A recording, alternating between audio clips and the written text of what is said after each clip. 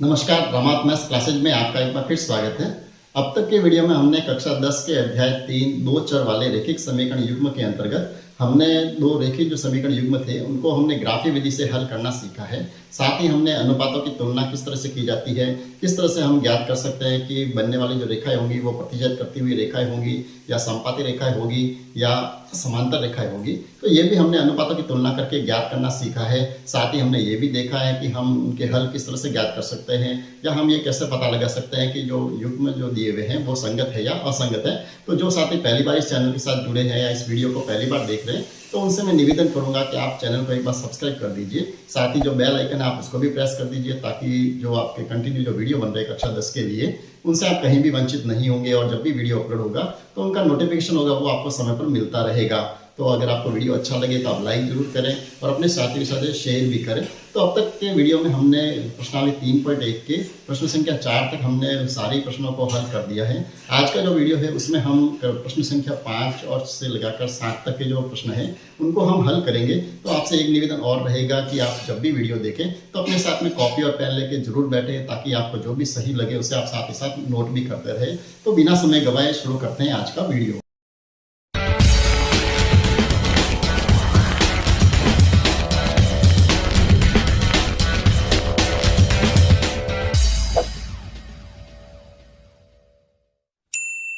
तो आज का वीडियो शुरू करते हैं हम प्रश्नावली 3.1 के 5वें प्रश्न से।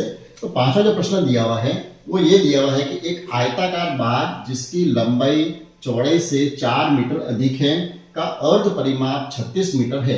तो हमें बाग की विमाएं ज्ञात करनी है। अब यहाँ पर सबसे पहले तो हमें ये दिमाग में होना चाहिए कि विमाएं क्या होती है। ठीक है, तो बाग की विमाओं से मतलब है आयत की जो विमाएं होती है वो कौन सी होती है, लंबाई और चौड़ाई। तो हमें इस प्रश्न में जो आयताकार जो बाग दिया गया है उसकी हमें लंबाई और चौड़ाई ज्ञात करनी है।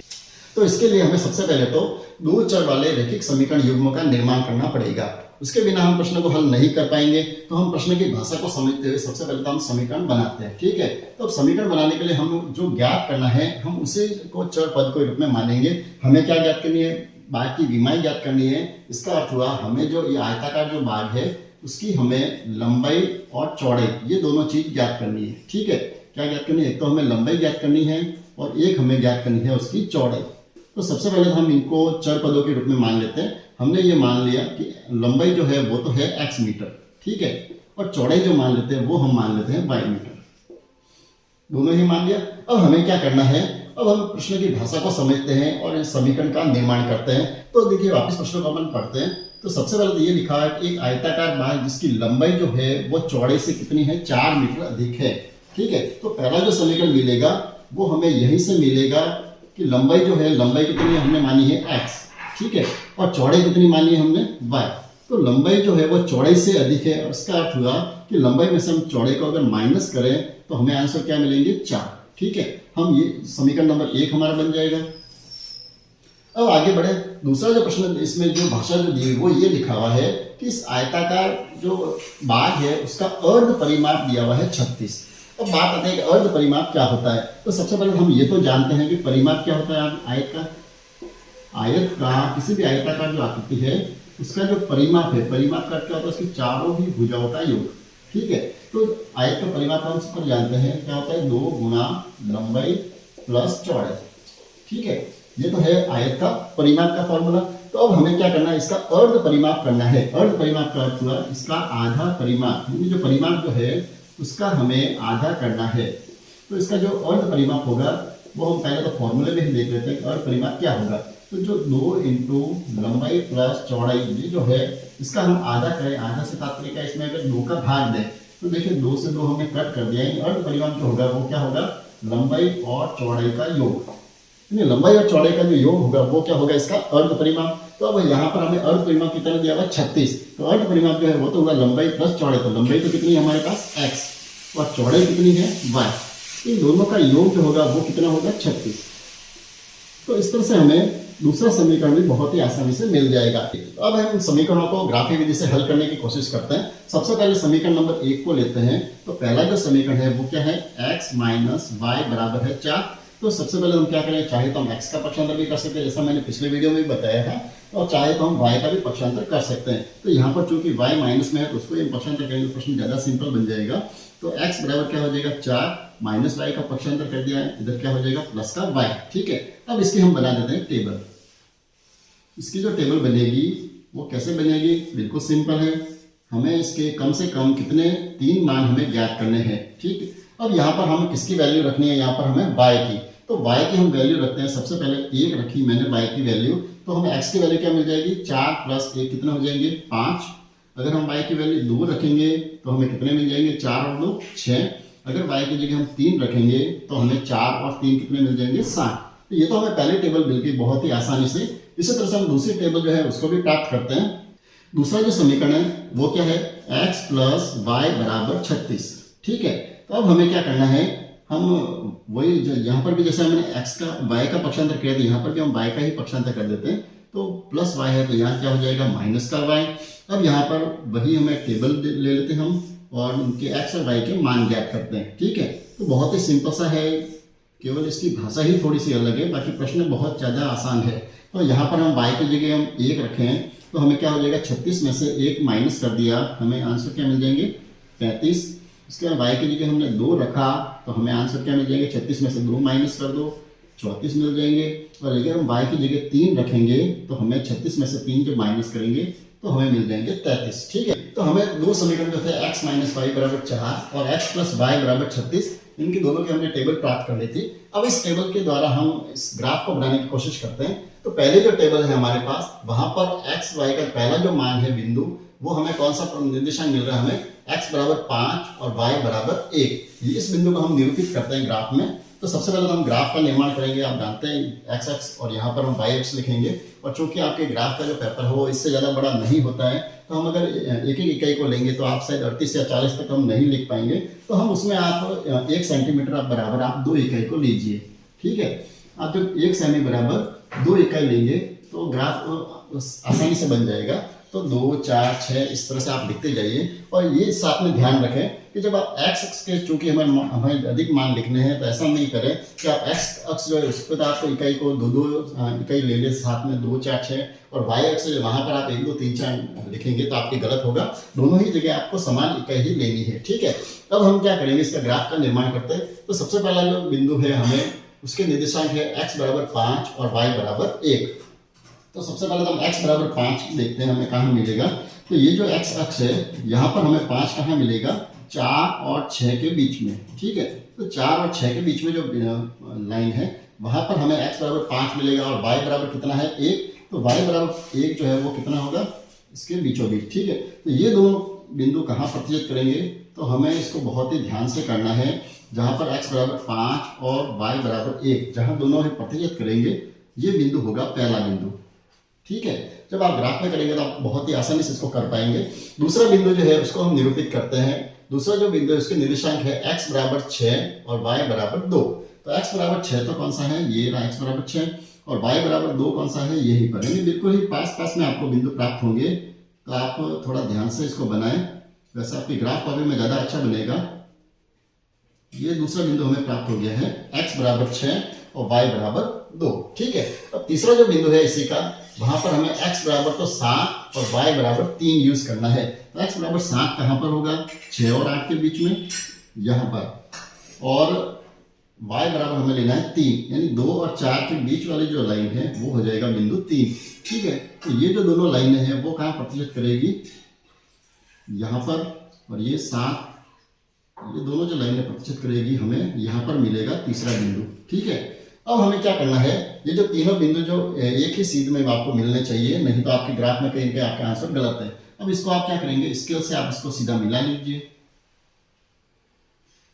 तो आपको इस तरह से एक सीधी रेखा प्राप्त होगी। ठीक है, मैं हाथ से बना रहा हूं तो हो सकता है इसमें कुछ त्रुटि संभव है। आप स्केल से बनाएंगे तो आपको बिल्कुल ही सही इसके आंसर प्राप्त होंगे। तो आप इस तरह से पहली रेखा प्राप्त कर लेंगे।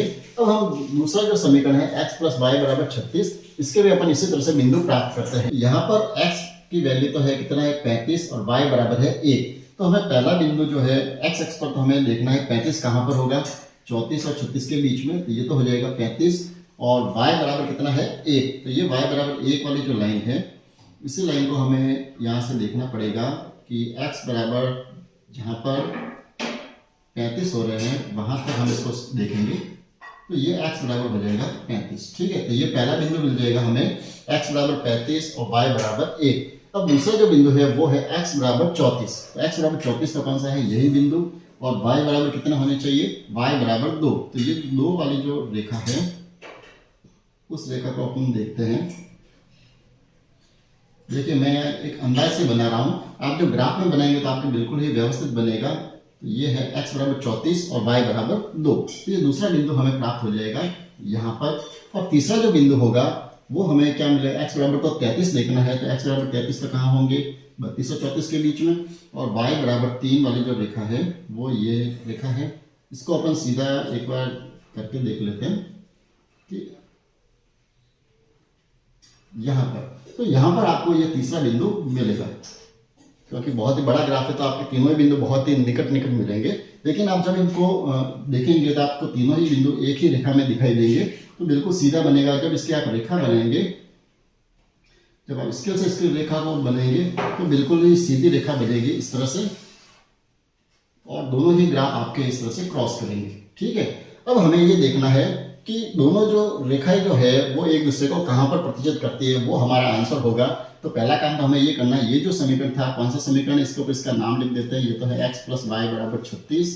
और दूसरा जो समीकरण है ये किसकी रेखा बनाई हमने, x माइनस वाई बराबर 4। ठीक है, तो दोनों ही समीकरण में इंकित करना आवश्यक है ताकि हमें ये मालूम पड़े कौन सी रेखा हमने किसकी बनाई है। अब हमें इसका आंसर जो हल जो ढूंढना है वो हमें ये देखना है कि दोनों रेखाएं एक दूसरे को कहाँ पर प्रतिच्छेद करती है। लगभग मुझे ये दिख रहा है यहाँ पर ये प्रतिच्छेद कर रही है। आप जब अच्छे से बनाएंगे तो आपका सही सही दिखेगा। तो अब इसको हम देखते हैं, x की वैल्यू तो हमें क्या मिली है। तो x की जो वैल्यू है वो आपको, जब आपका ग्राफ एकदम सही बनेगा तो x की वैल्यू तो मिलेगी आपको 20। ठीक है, और y की जो वैल्यू मिलेगी वो आपको 16 मिलेगी। ठीक है, यानी इस समीकरण का जो हल जो मिलेगा वो x बराबर तो कितने मिलेंगे, 20, और y बराबर आपको 16 प्राप्त हो जाएंगे। तो अगले प्रश्न की तरफ बढ़ते हैं। अगला जो प्रश्न है छठा, वो ये दिया हुआ है, एक रेखिक समीकरण 2x प्लस 3y माइनस 8 बराबर 0 ये दी गई है, और दो चरों में एक ऐसी और रेखिक समीकरण लिखिए ताकि प्राप्त युग्म का ज्यामितीय निरूपण जैसा कि प्रतिच्छेद करती हुई रेखाएं हो, समांतर रेखाएं हो और समपाती रेखाएं हो। ठीक है, अब यहाँ पर हमें इस प्रश्न में आपको पूरा ही प्रश्न को सॉल्व नहीं करना है। हमें क्या करना है, यहाँ पर एक रेखिक समीकरण तो दिया हुआ है। कौन सा दिया हुआ है, 2x प्लस 3y माइनस 8 बराबर 0। ये एक समीकरण तो हमें दिया गया है। अब हमें क्या करना है, इसमें आपको दूसरा समीकरण लिखना है, बस इतना सा ही काम करना है। लेकिन हमें वहां पर यह ध्यान ये रखना है कि हमें ऐसा समीकरण लिखना है जिसकी पहली शर्त तो ये है कि प्रतिच्छेद करती हुई रेखा है उससे बननी चाहिए।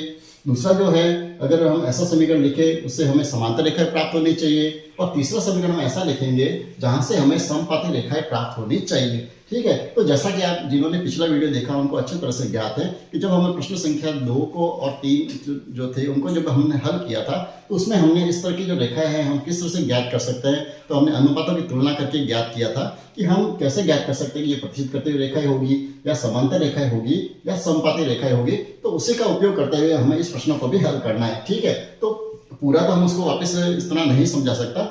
हाँ, शॉर्ट में हम थोड़ा सा उसको समझ लेते हैं कि प्रतिच्छेद करती हुई रेखाएं कब होगी। सबसे पहले तो हम ये देखते हैं कि प्रतिच्छेद करती हुई रेखाएं कब बनेगी, जब हमारे a1 बट्टा a2 का अनुपात और b1 बट्टा b2 का अनुपात जो दोनों है वो बराबर नहीं हो, तब हमें कौन सी रेखाएं मिलेगी, प्रतिच्छेद करती हुई रेखा। इसका अर्थ ये हुआ, जैसे यहाँ पर ये a1 दिया हुआ है, b1 दिया हुआ है, ये c1 दिया हुआ है। ठीक है, तो हमें ये केवल देखना है कि हमें a1 a2 और b1 b2 इनका अनुपात समान नहीं आना चाहिए, हमें अलग अलग अनुपात लिखने हैं। तो हम इसका दूसरा समीकरण कुछ ऐसा लिख देते हैं, जैसे यहाँ 2x लिखे हैं, इसके लिए मैंने जैसे यहाँ लिख दिया है 5x। ठीक है, अब दूसरा जो है हमें क्या करना है, इसके समान नहीं होना चाहिए। तो हम यहाँ पर कुछ भी ले सकते हैं, जैसे इसके लिए साथ में मैंने जैसे प्लस के अगर 7y लिख दूं तो इनके जो अनुपात होंगे वो हमें बराबर प्राप्त नहीं होंगे। और तीसरा जो है c2 भी हम कुछ भी ले सकते हैं, चाहे प्लस में ले माइनस में ले, हम कुछ भी ले सकते हैं। तो ये हम जो दूसरा जो समीकरण लिखेंगे तो इनसे जो हमें जो ज्यामितीय जो निरूपण हम इसका करेंगे, तो इनसे हम जब रेखाएं जो प्राप्त करेंगे तो वो रेखाएं हमें कैसे मिलेगी, प्रतिच्छेद करती हुई रेखाएं। ठीक है, तो बहुत ही आसान प्रश्न है। तो ये पहले प्रश्न के लिए आप कुछ भी समीकरण लिख सकते हैं, बस केवल आपको ये ध्यान रखना है कि a1 a2 का जो अनुपात है और b1 b2 का अनुपात है वो दोनों बराबर नहीं लिखने हैं। चलिए, तो दूसरे प्रश्न की तरफ बढ़ते हैं। दूसरा प्रश्न ये है जहां पर हमें क्या लिखनी है कि रेखाएं कैसी होनी चाहिए, समांतर रेखा। कैसे रेखा होनी चाहिए? समांतर रेखा। समांतर रेखा कब बनेगी? जब A1 A2 का अनुपात और B1 B2 का अनुपात ये दोनों तो बराबर हो, ठीक है। लेकिन C1 और C2 का अनुपात बराबर अगर नहीं आए तो वो जो रेखा बनेगी वो कैसे बनेगी? समांतर रेखा है। चलिए तो अब हम इसको समझते हैं। तो अब समांतर रेखा कैसे बनेगी? हमें इनके अनुपात तो बराबर करना है। अनुपात से तो इसका गुणांक, जैसे मैं इसका दुगना ही ले लेता हूँ। जैसे यहाँ 2x है तो इसका डबल हमने ले लिया, कितना हो जाएगा? 2 दूनी 4x ले लिए। ये 3y है तो 3 का मैं दुगना ले लेता हूँ, 3 दूनी 6y। तो यहाँ पर तो हमें इनके अनुपात तो मिल जाएंगे बराबर। अगर हम इनका अनुपात करेंगे तो यहाँ पर भी हमें 1/2 मिल जाएगा। इनका जो अनुपात करेंगे तो ये भी हमें 1/2 मिल जाएगा। यानी कहने का तात्पर्य A1/A2 और B1/B2 के अनुपात तो हमें समान मिल जाएंगे। लेकिन हमें C1/C2 का अनुपात जो है वो हमें इसी तरह से दुगना नहीं मिलना चाहिए। तो यहाँ पर आप कुछ भी लिख दीजिए। जैसे मैंने -8 की जगह यहाँ अगर मैं -9 अगर लिख दूँ तो इनका अनुपात बराबर नहीं होगा। तो दूसरा जो समीकरण है वो हमें इस तरह से मिल सकता है। तो यहाँ से हमें जब ये अनुपात होंगे तो इनसे हमें जो रेखा मिलेगी वो कैसे मिलेगी? समांतर रेखा मिलेगी। यानी इनका कोई हम प्राप्त नहीं कर सकते। अब तीसरे प्रश्न के बढ़ते हैं। हम जब संपाती रेखा है हम किस तरह से ज्ञात कर सकते हैं? तो संपाती रेखा हमें कब प्राप्त होगी? जब हमारे अनुपात जो है A1/A2, B1/B2 और C1/C2 तीनों ही अनुपात अगर हमें बराबर मिलते हैं तो ये जो रेखा बनेगी वो कैसे बनेगी? संपाती। यानी इसी प्रश्न को अपन देखें। जैसे मैंने पहला जो इसका क्या लिया था, इसका दुगना ले लिया। 2x की जगह में क्या ले लिया? 4x। 3y के दुगने हमने ले लिए 6y। तो इसी तरह से अगर मैं 8 का भी अगर दुगना ले लूँ कितने हो जाएंगे? -16। अब यहाँ पर ध्यान रखना है कि निशान भी आपको सेम ही लेना, क्योंकि अगर दोनों के चिन्ह अलग अलग हो जाएंगे तो अनुपात समान नहीं होंगे। तो हमें -8 थे तो हमने यहाँ कितने ले लिए? -16। अब यहाँ पर हम जब इस समीकरण को हल करेंगे तो हमें जो रेखा मिलेगी वो कैसे मिलेगी? समपाती रेखा, ठीक है। तो बहुत ही छोटा सा प्रश्न था जहाँ पर आपके अनुपातों का ही, अगर आपको जो पूर्व ज्ञान है उसका ही केवल उपयोग करना था। प्रश्नावली 3.1 के अंतिम प्रश्न की तरफ बढ़ते हैं। अंतिम जो प्रश्न है 7वां, उसमें ये दिया हुआ है समीकरणों x - y + 1 = 0 और 3x + 2y - 12 का ग्राफ खींचिए। दूसरा काम हमें ये करना है x अक्ष और इन रेखाओं से बने त्रिभुज के शीर्षों के निर्देशांक ज्ञात कीजिए और त्रिभुजाकार पटल को छायांकित करना है। यानी अब इस प्रश्न में हमें 3 काम करने हैं। पहला काम तो हमें क्या करना है? जो रैखिक समीकरण युग्म जो दिए हुए हैं, कौन कौन सा? एक तो दिया हुआ है x - y + 1 = 0 और दूसरा जो समीकरण दिया वो दिया हुआ है 3x + 2y - 12 = 0, ठीक है। तो अब ये दो जो समीकरण दिए हुए हैं इन समीकरणों को हमें क्या करना है? हल करना है। तो पहला काम तो हम वही करेंगे। क्या करेंगे? हमें पक्षांतर करना है। तो पहले तो हम इस अचर पद का पक्षांतर कर देते हैं। तो हमें मिल जाएगा x - y = 0 + 1 का पक्षांतर करेंगे तो क्या हो जाएगा? -1। यानी हमें x - y बराबर तो क्या मिल जाएगा? -1, ठीक है। अब हम y का कर देते हैं पक्षांतर, क्योंकि y माइनस का है तो हमें मिल जाएगा -1। y को पक्षांतर कर दिया, -y का क्या हो जाएगा? +y, ठीक है। अब इसकी हम बना देते हैं टेबल। बहुत ही आसानी से बन जाएगी क्योंकि हम बहुत सारे प्रश्न हल कर चुके हैं। तो ज़्यादा मुझे इसमें समझाने की शायद जरूरत नहीं पड़ेगी आपको। तो y की जगह जब हम 1 लिखेंगे तो हमें क्या मिल जाएगा? -1 और +1 दोनों का मान क्या हो जाएगा? 0। फिर दूसरा हम y की जगह 2 रखेंगे तो हमें क्या मिल जाएंगे? +2 -1 है, यानी x की वैल्यू कितनी मिल जाएगी? 1।